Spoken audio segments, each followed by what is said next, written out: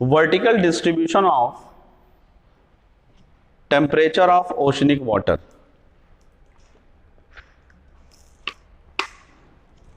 Vertical distribution of temperature of oceanic water. लिखिए इसमें पहला पॉइंट, महासागरीय सतह से गहराई में जाने पर, महासागरीय सतह से गहराई में जाने पर तापमान में कमी आती है। तापमान में कमी आती है, परंतु तापमान में कमी की दर, परंतु तापमान में कमी की दर निश्चित नहीं होती, निश्चित नहीं होती। There is a decrease in temperature,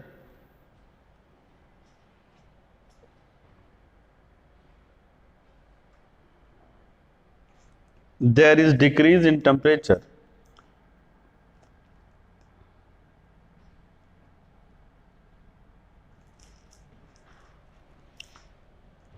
from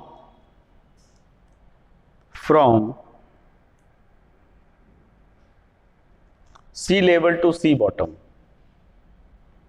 from sea level to sea bottom, but the rate of decrease in temperature, but the rate of decrease in temperature is not fixed, is not fixed. Next point लिखिए,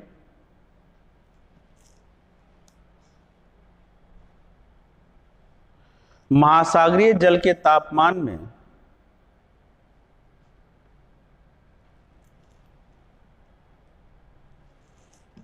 महासागरीय जल के तापमान में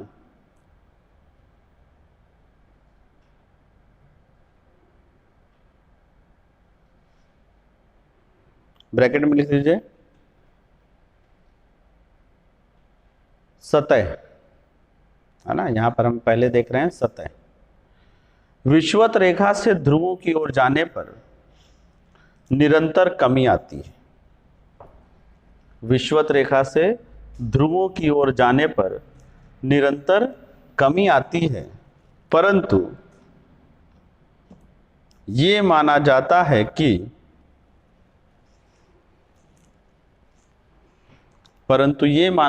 है कि महासागरीय नितल पर तापमान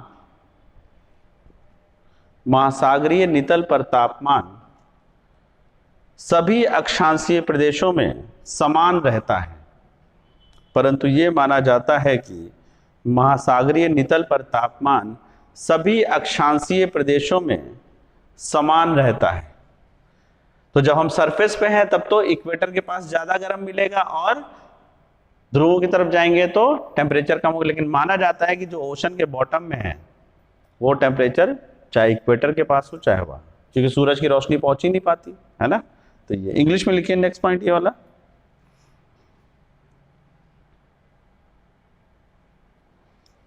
where the temperature of oceanic surface, where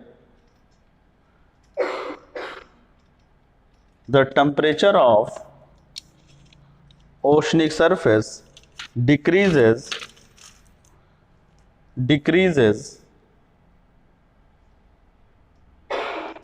from equator to pole, from equator to pole, but it is believed that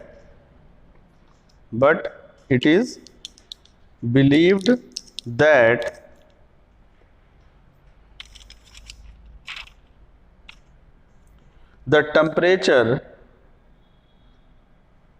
remain almost same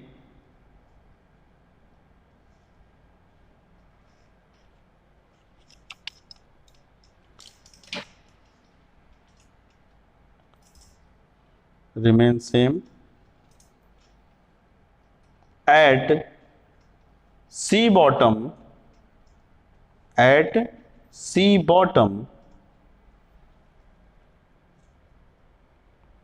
in all latitudinal region, in all latitudinal region.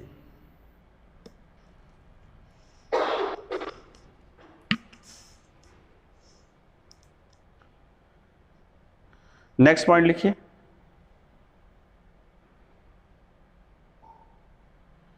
जिस जलीय सतह का तापमान अधिक होगा,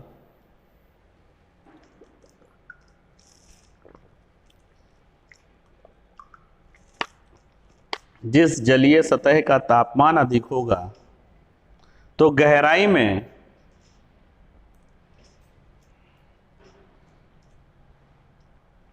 वृद्धि के साथ, गहराई में वृद्धि के साथ तापमान में कमी की दर भी अधिक होगी।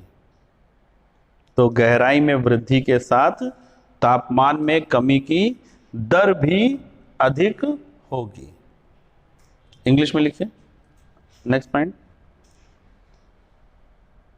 Therefore the rate of decrease in temperature is greater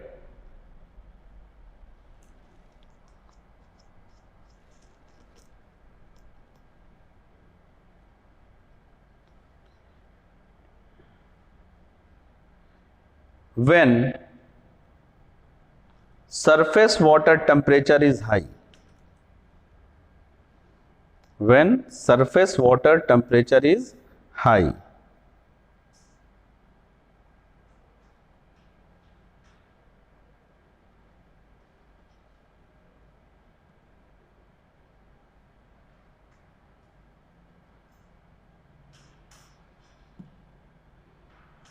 इसलिए विषुवत रेखीय क्षेत्र में तापमान में कमी की दर अधिक होती है। इसलिए विषुवत रेखीय क्षेत्र में तापमान में कमी की दर अधिक होती है। Therefore, the rate of decrease in temperature is greater in equatorial region। तो आइस जैसे ही जमती वो तैरने लगती है, अगर जमने के बाद वो भारी होती तो नीचे चली जाती है, और धीरे धीरे सोचिए पूरी जगह का पानी पूरा ऊपर से जम जाता है, वहां पर कभी भी कोई जानवर जाते ही ना। क्यों? और अभी क्या हो जाता है, जैसे ही ऊपर की परत जमी, आइस उसका आयतन बढ़ा और वो हल्की हो गई तो ऊपर ही रुक जाती है, और नीचे टेम्परेचर 4 डिग्री सेल्सियस से कम, मतलब 4 डिग्री सेल्सियस पूरे पानी का तापमान 5 डिग्री सेल्सियस बना रहता है, और उसकी वजह से वहां जानवर जीवित रहते हैं, है ना। पढ़ाया तो यही था, है ना।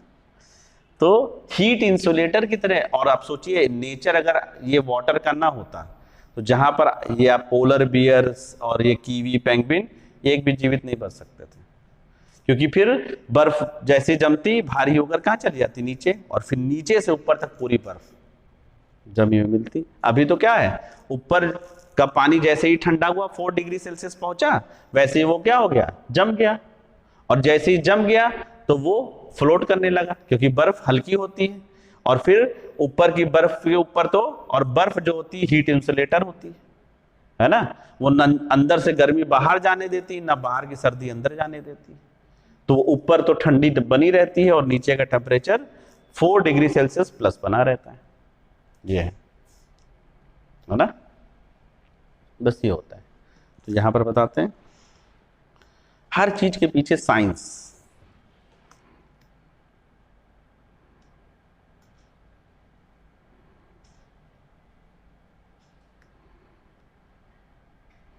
अगर हम पोल्स वाले रीजन की बात करते हैं,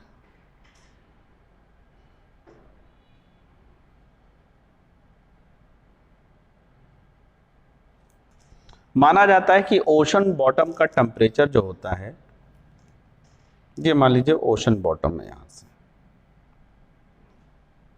कौन सा जोन होगा, हाइप्लोमिनियन। भूल गए, अभी अभी पीछे बताया, तुरंत निकलना चाहिए ना, है ना। यहाँ का टेम्परेचर माना जाता है कि 4 डिग्री सेल्सियस के आसपास रहता है। ठंडा तो है फिर भी ना, 4 डिग्री सेल्सियस के पानी से नहा के देखिए तो पता चलेगा कि टेम्परेचर नहीं है, ठंडा है। जबकि है ये टेम्परेचर, चाहे ठंडा हो चाहे गर्म, माना जाता है कि 4 डिग्री सेल्सियस ओशनिक बॉटम का टेम्परेचर होता है। ठीक है, अब मान लीजिए यहाँ का टेम्परेचर 10 डिग्री सेल्सियस था मतलब ठंडा होना शुरू हुआ। ठीक है, और जैसे ही 4 डिग्री सेल्सियस यहाँ का टेम्परेचर पहुंचा तो इसमें जो ऊपर की परत थी वो बर्फ बन गई, और बर्फ का आयतन बढ़ जाता है और वो ऊपर तैरने लगती है पानी के।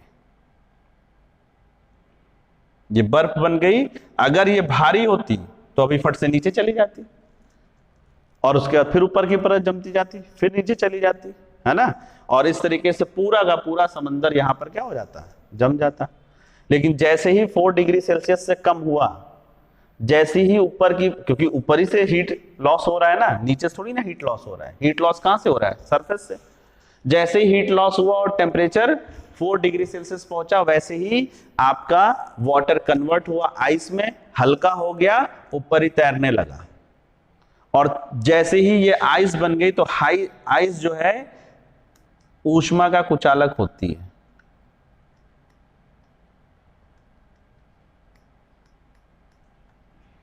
तो अब जो अंदर 4 डिग्री सेल्सियस टेम्परेचर है उसका हीट लॉस नहीं होने पाता, ना बाहर से सर्दी इधर आने पाती, ना यहां से गर्मी वहां जाने पाती।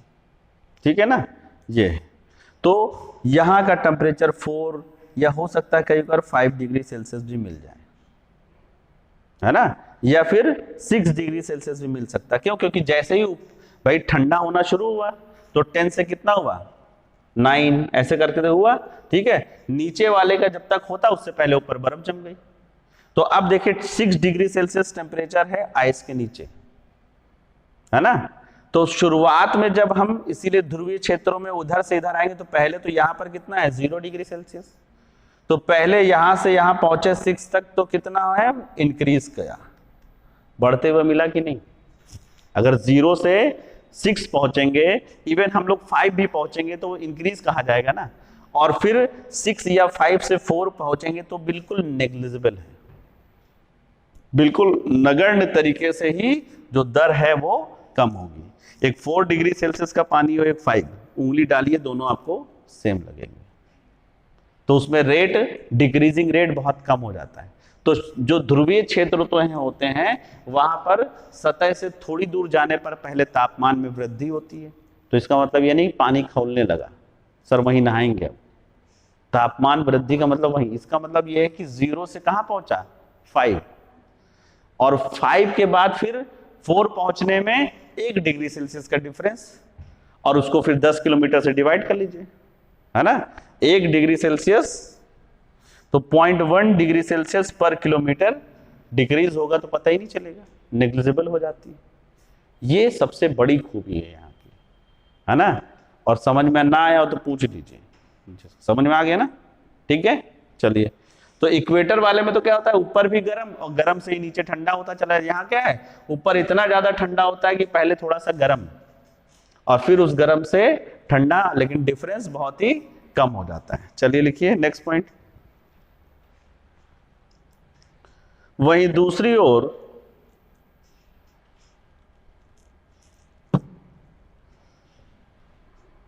आपकी थोड़ा बड़ा करके लिखा दे, क्योंकि पिछली बार डिटेल में नहीं लिखा तो बच्चे डिटेल हो गए डिरेल हो गए। आप डिटेल में लिखवाएंगे।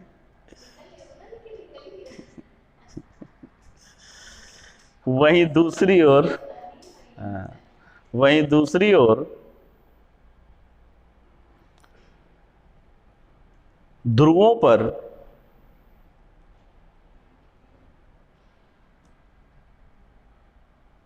महासागरों में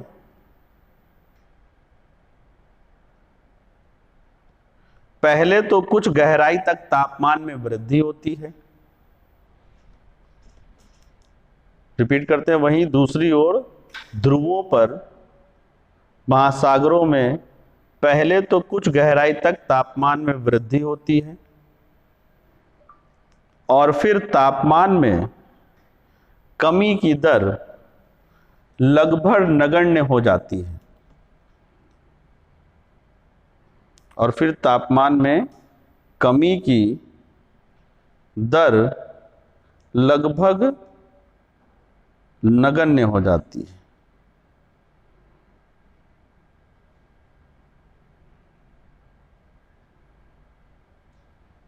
On the other hand, in the oceans at the pole,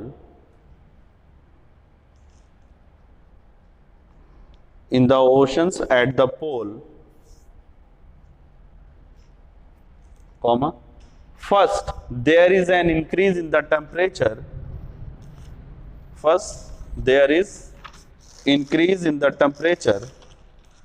For some depth,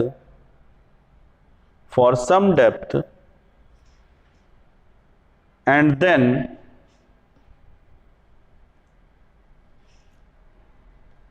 the decrease in temperature becomes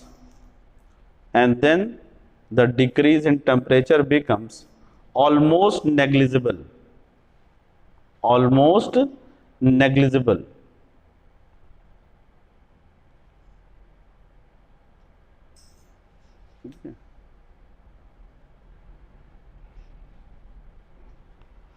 next point लिखिए।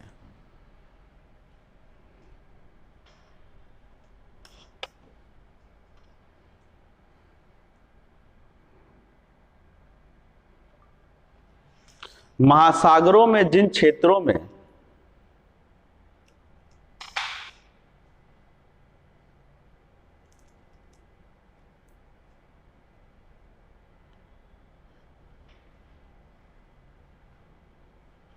जल का ऊपर की ओर प्रवाह होता है, महासागरों में जिन क्षेत्रों में ठंडे जल का ऊपर की ओर प्रवाह होता है, वहां जलीय सतह का तापमान कम होने से ताप ह्रास दर भी कम हो जाती है। वहां जलीय सतह का तापमान कम होने से ताप ह्रास दर भी कम हो जाती है। फिर उसके बाद अगला जो लेयर है वो आधा किलोमीटर से 1 किलोमीटर मोटी होती है। उस लेयर को बोला जाता है थर्मोक्लाइन।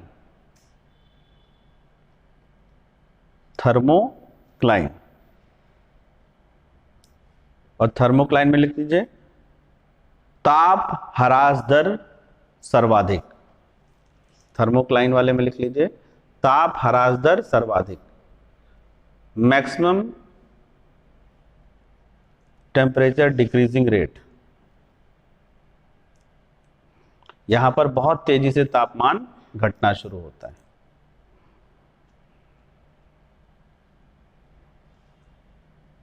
फिर हाइप्लोमिनियन, ठीक है। तो यहां का टेम्परेचर हाइप्लोमिलियन का 0 से 5 के बीच में रहता है। तो माना जाता है कि on an average 4 degree Celsius, 0 से 5।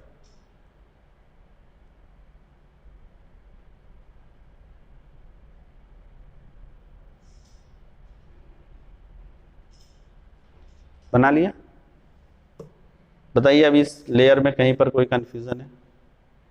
ऊपर की लेयर, और जो ऊपर की लेयर है वो लगभग सभी जगह पाई जाती है ना जी। तो इसमें लिखिए तापमान में ऊर्ध्वाधर वितरण के कारण, तापमान में ऊर्ध्वाधर वितरण के कारण महासागरों में 3 परतों का निर्माण होता है।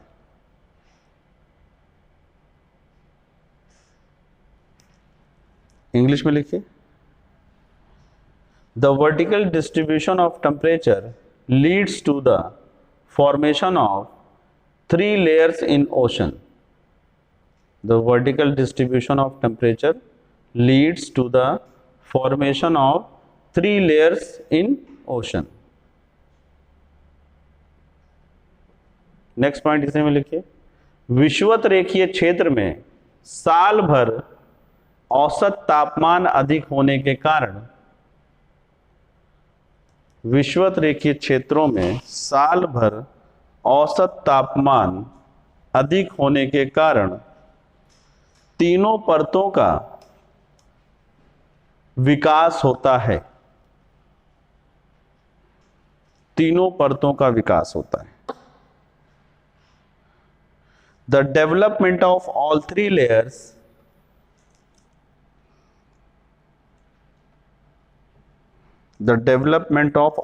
layers in equatorial region occurs due to high average temperature throughout the year, due to high average temperature throughout the year.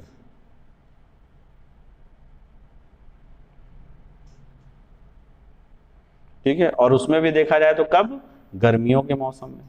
उसी आगे लिख लीजिए, ग्रीष्म ऋतु में इनका निर्माण सबसे अच्छे से होता है, ग्रीष्म ऋतु में इनका निर्माण सबसे अच्छे से होता है। इंग्लिश में लिख लीजिए, it is well developed in summer season,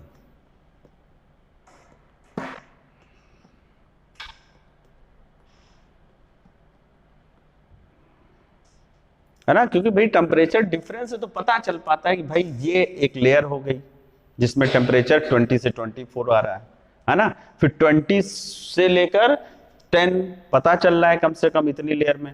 अब वहीं पर हाई लैटिट्यूड रीजन पहुंच जाओ, ऊपर 0 फिर 5 फिर उधर 4, तो लेयर ही नहीं बन पाती इस तरीके की। तो इसी वजह से अगला पॉइंट लिख लीजिए, उच्च अक्षांशीय क्षेत्रों में इन तीनों परतों का विकास नहीं हो पाता है, उच्च अक्षांशीय क्षेत्रों में इन तीनों परतों का विकास नहीं हो पाता है। इन हाई लैटिट्यूड रीजन्स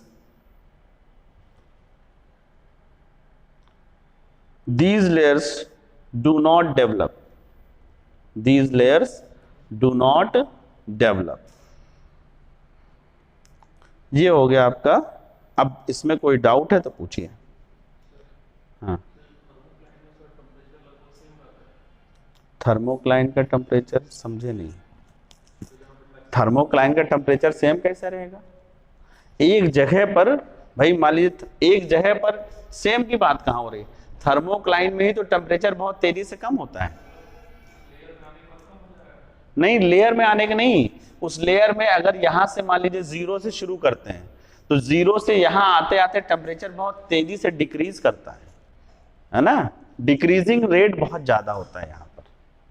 यानी जहां से थर्मोक्लाइन शुरू हो रही है वहां पर 20 डिग्री सेल्सियस है, और जहां पर थर्मोक्लाइन खत्म हो रही है वहां 10 डिग्री सेल्सियस। उतने आधा किलोमीटर में 10 डिग्री सेल्सियस का है ना, तो यानी 20 डिग्री सेल्सियस पर किलोमीटर का यहां पर वो आ जाता है रेट ऑफ डिक्रीज, क्योंकि आधे ही किलोमीटर में या 1 किलोमीटर मान लीजिए तो 10 डिग्री सेल्सियस पर किलोमीटर का रेट यहां पर हो जाता है इतने लेयर में, है ना। यहां से 20 था, यहां 10 हो गया, तो डिग्रीज कितने हुआ 10 डिग्री सेल्सियस, और डेप्थ कितनी है 1 किलोमीटर, तो 1 किलोमीटर में कितने का डिक्रीज हो रहा है 10 डिग्री सेल्सियस, तो रेट ज्यादा हुआ कि नहीं हुआ, तो वो चीज यहां पर आ जाती है ना। और बताइए कोई डाउट पूछिए, यही मौका है जो कल से लेकर अभी तक।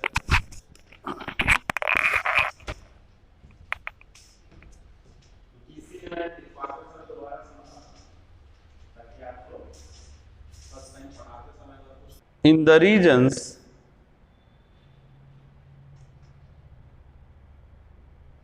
of upwelling of cold water, in the regions of upwelling of cold water,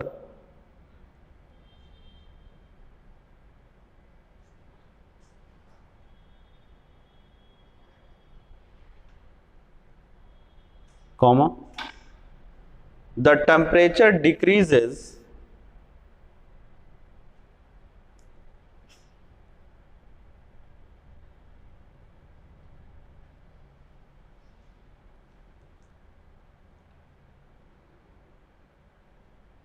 and due to which decrease in temperature also decreases, and due to which decrease in temperature also decreases.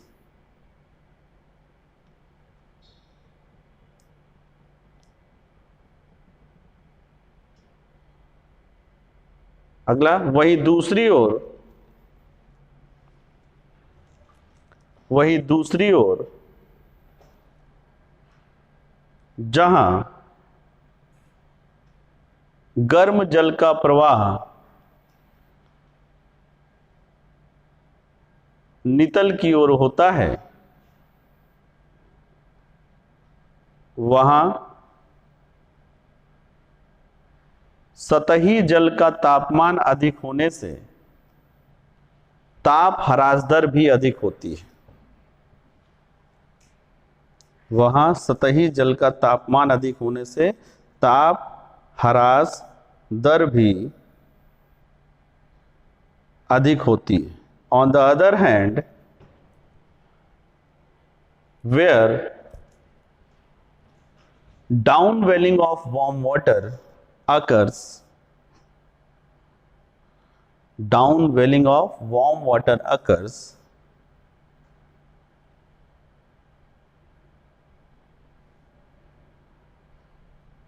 the rate of decrease in temperature high, the rate of decrease in temperature high due to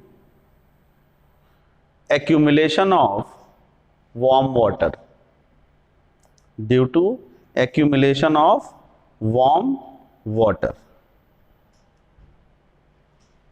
अब next ये figure बनाइए, ये वाला इप्लीमिनियन, thermocline, हाइप्लोमिनियन, ये वाला बनाइए। पहले बनाइए, फिर इसमें बताते हैं और क्या लिखना है।